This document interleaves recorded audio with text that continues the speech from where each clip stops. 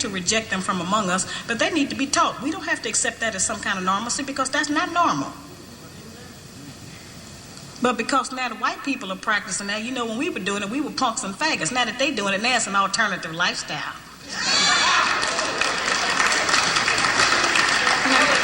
I'm trying to demonstrate how they have set rules that they have forced us to follow that they don't even follow themselves. They change the rules to suit them when they get ready.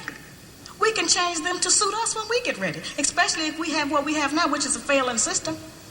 It hasn't worked for us. We don't have to be ashamed that it hasn't worked for us. But we do have to be ashamed of the fact that we keep plodding behind it and not trying to make the corrections that will help our people to survive. So I had to start saying that when he was over you in journey, he has just been ruling us with an idea. And that idea is that you ain't nothing that everybody else is. So coming up out of that idea this year, sisters don't have any idea what it can be like for us to have 15, 20 million black men walking around in America feeling good about themselves.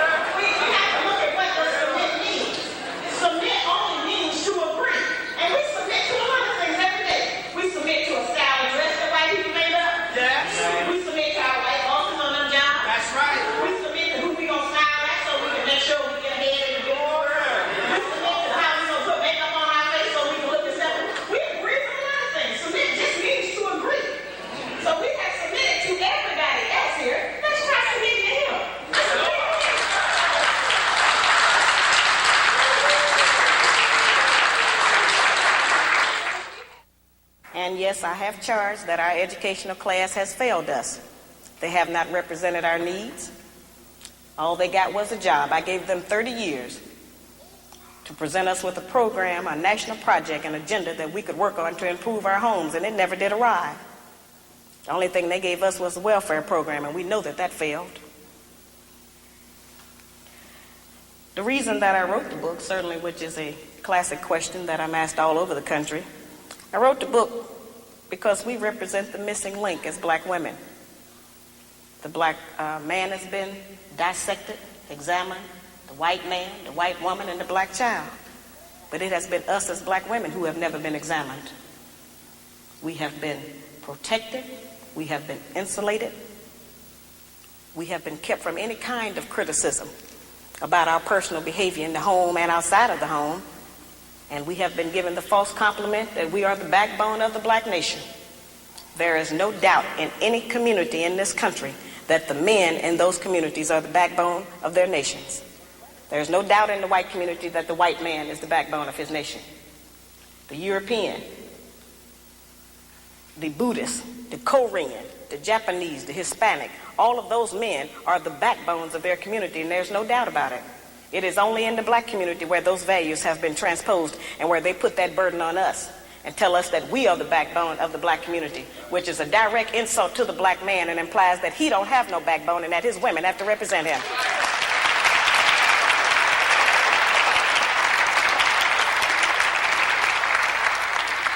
It's a heavy burden. It's one we are tired of carrying, and it is one that is not true. I remind people all the time that God did not make the white man, the white woman, the black woman, and then the black man. He made the black man first, and he created all of the rest of the people after him.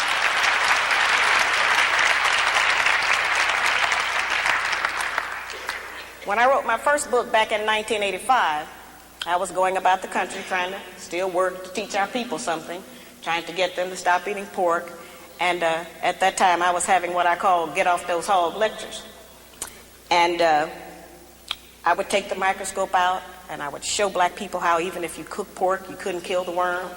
I would show them that the worm was still alive in the meat after heat, because that's what they told us, that you could cook it and kill the worm. And so I would show them what it did to the brain and the spinal column. And so there were many black men who wanted to stop eating pork. They wanted to change their diets, and they were in agreement. But it was the black woman who I found who was the most adamant, who refused to change her cooking habits, who didn't want to shop differently, who didn't want to do any different meal planning. And so I say, well, now, if we are refusing to provide the black man with the proper physical food when we know food is what sustains life, then what else are we keeping from him? What else?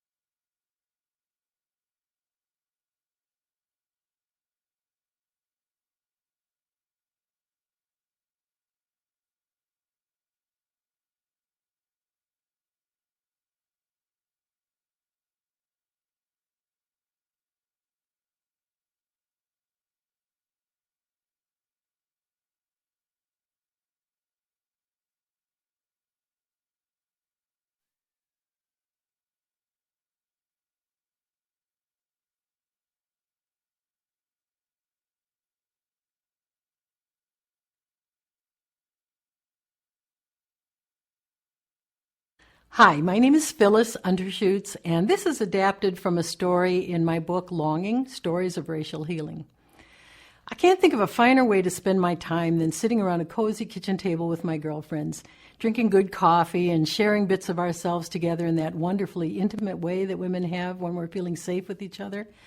And it was in just such a setting that I found myself late one October afternoon, 1997, in New London, Connecticut.